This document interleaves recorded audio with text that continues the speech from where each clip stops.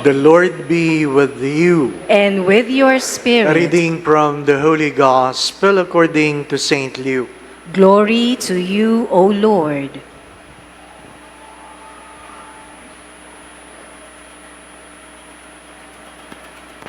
Jesus came down with the 12 and stood on a stretch of level ground, and a great crowd of his disciples and a large number of the people from all Judea and Jerusalem and the coastal region of Tyre and Sidon. And raising his eyes towards his disciples, he said, "Blessed are you who are poor, for the kingdom of God is yours. Blessed are you who are now hungry, for you will be satisfied. Blessed are you who are now weeping, for you will laugh. Blessed are you when people hate you, and when they exclude and insult you, and denounce your name as evil on account of the Son of Man. Rejoice and live for joy on that day. Behold, your reward will be great in heaven. For their ancestors treated the prophets in the same way. But woe to you who are rich, for you have received your consolation. Woe to you who are filled now, for you will be hungry. Woe to you who laugh now, for you will grieve and weep. Woe to you when all speak well of you, for their ancestors treated the false prophets in this way."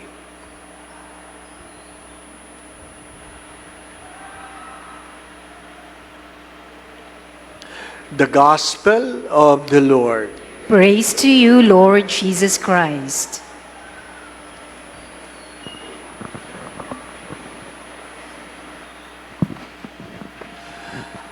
Blessed are they who trust in the Lord, and cursed is the man who trusts in human beings.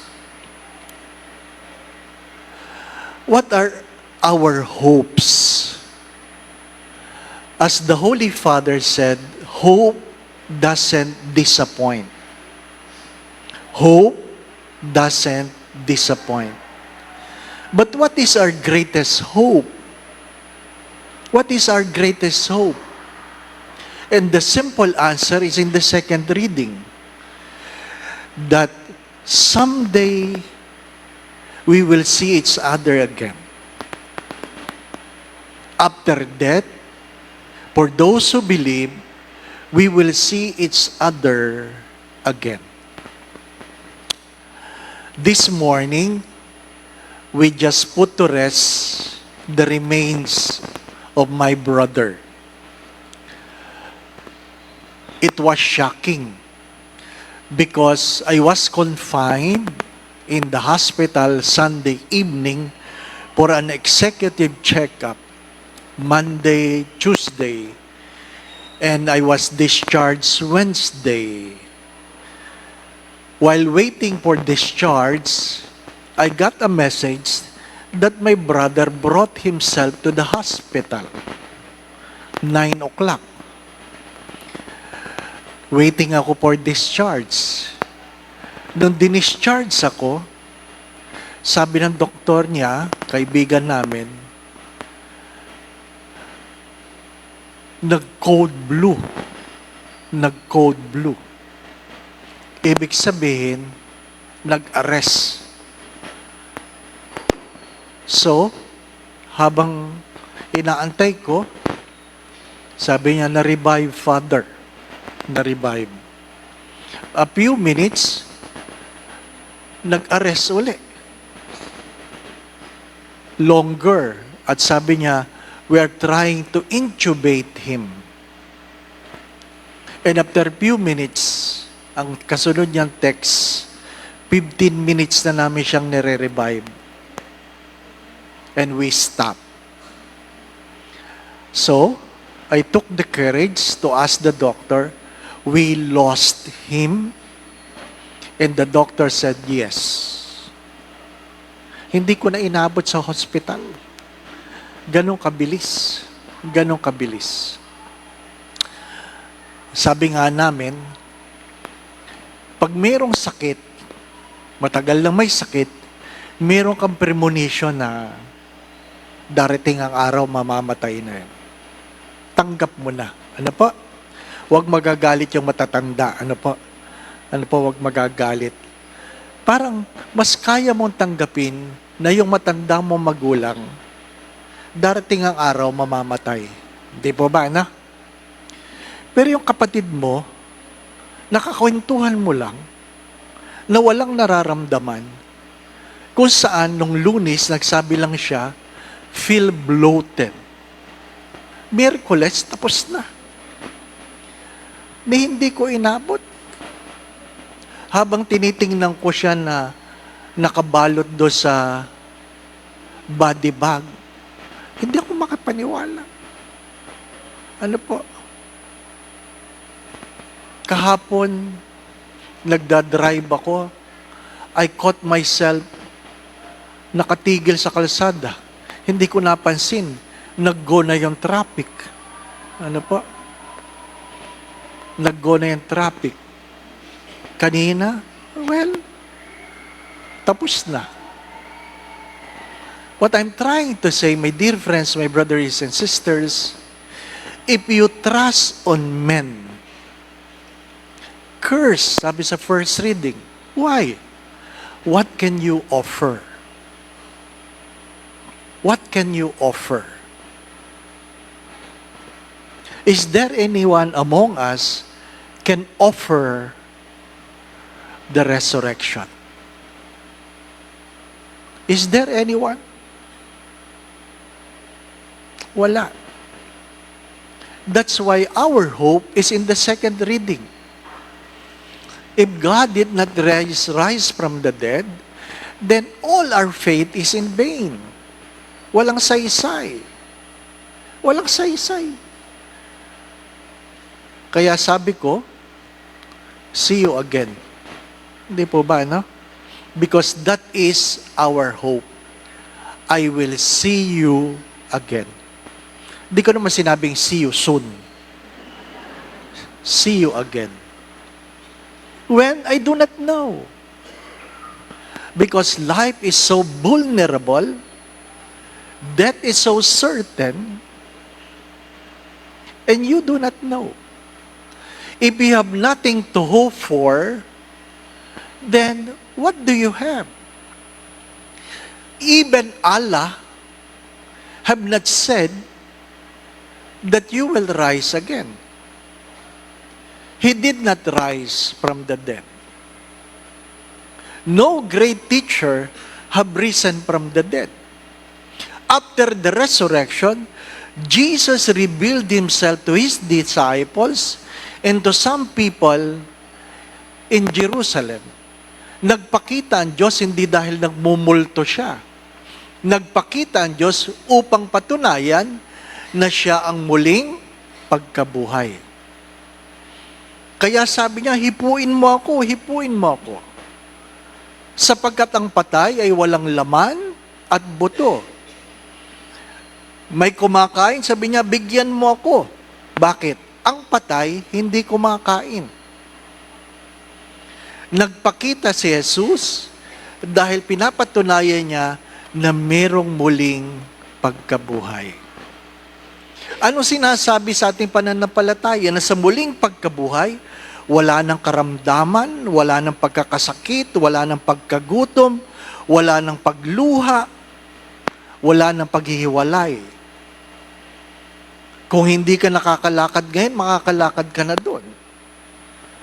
Sabi ng aking kaibigan na kung saan may allergy siya sa ice cream, tuwing kumakain kami, sabi niya, darating ang araw, makakakain din ako niyan. Yun ang kanyang hope. Diba? Kung saan kakain ka, na hindi ka na nag-aalala ng hypertension, blood sugar, arthritis, darating yon. To whom? To those who believe. To those who believe. What is the gospel trying to tell us? Blessed are the poor In Matthew, blessed are the poor in spirit. In Luke, blessed are the poor. Because in Luke, literally poor. Not only in the spirit, but literally poor. For yours is the kingdom of heaven. Those who are willing to lose everything for the kingdom are blessed. Those who are willing to lose everything for the kingdom are blessed. Bakit? Ilang beses ko itong sinasabi. Walang sino man sa ating mayaman na nilibing na mayaman. Ano ibig ko sabihin? Meron bang nilibing na may dalang pera? Wala. Wala. Meron akong alam na kung saan pinalagay niya sa tseke ang lahat ng kanyang yaman. Inilagay sa pangalan niya at dinala sa libingan. Meron akong kilala. As if may encash niya. Di po ba, anak? As if may encash niya. Hindi. My dear friends, my brothers and sisters, we came to this world with nothing. We will leave this world with nothing. Kaya nga magandang pagtunan ng pansin yun. Yung bang inyong pinag-aawayan, madadala nyo ba yan sa langit? Yung bang iyong niluluha, magdadala ba yan sa iyo sa langit? Magandang itanong yun. Yung bang iyong pinagmamalaki, madadala mo ba yan sa langit? At alam nyo ang kwento na kung saan ang nag-aaway na magkapatid dahil sa kapirasong lupa, tinanong ko, yan bang pinag-aawayan yung lupa, madadala nyo ba yan sa impyerno?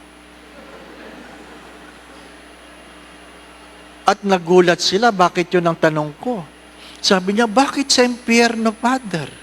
Sabi ko, nag-aaway kayo sa mga bagay na hindi nyo madadala? Umaasa kayo makakarating sa langit? Di ba? My dear friends, my brothers and sisters, woe to you who think you can bring everything. Dumating kang walang dala, magandang ipaalala ito, na wala kang dadalhin. How I wish when you die, you are given a chance to choose the clothes you want to wear. Di po ba, ano? Hindi. Nung namimili ng kabaong, sabi nung kaibigan namin, Father, we have to pay extra. Bakit? Hindi kasya si Titan sa kabaong. Ano ibig mo sabihin? Yung kasama po doon sa ano tawag doon? Arrangement, maiksi ang kabaong. Mahirap yung ikaw ay pinaglalamayan, no? Hindi po ba, no? Maiksi. Sabi ko, iba, dagdagan na natin para, hindi po ba, no? At least malang nakainat ka. Hindi po ba? Those who think you have the luxury of life, please, think some more. Think some more. Yung mga anak ng pasaway, please think some more. Those who are unfaithful, think some more. Dagdagan mo ang pagninilay. Dagdagan mo ang pagninilay. Di po ba, ano? Pabiro ko man yung sinasabi, kung meron kang pagkakataon, mamaalam ka. Kasi yung kanyang asawa, sinabihan lang niya, bumili ka na ng tanghalian. Habang siya ay nakahiga sa emergency room. Pagbalik, tapos na. Hindi mo lang nakapamaalam. Di ba? Kaya mamayang gabi, mag-practice kayo. Oo. Yung mga may asawa, practice kayo. Halikan nyo ng mabuti ang asawa nyo. Sabihin mo, I'm gonna miss you, darling. I have forgiven you even for the things you have not asked. Ganun talaga. Yapusin mo. Ha? At sasabihin sa'yo ng asawa mo, bakit? Feel mo ba mamamatay ka na mamaya? Ang sagot doon, hindi. Feeling ko, ikaw. Di ba, anak? You do not know. I'm serious. I'm serious. Yung mga pamilyang away ng away, itanong nyo sa sarili ninyo, saan kayo dadalhin sa inyong mga pinag-aawayan? Di po ba, ano? Mahirap yun. Mahirap yun. Nakapila kay sa impyerno. Mahaba ang pila. Siyempre, magkukwentuhan yung mga nakapila sa impyerno, di ba? Itatanong mo, bakit ka pupunta sa impyerno? Nang babae ako. Ay! Bakit ka nagpunta sa impyerno? Nang lalaki ako. Ay! Bakit ka nagpunta sa impyerno? Nagnakaw ako. Ay! Di ba, ano?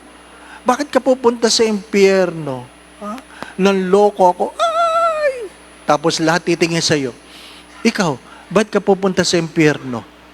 Nag-uwi ako ng coupon ban.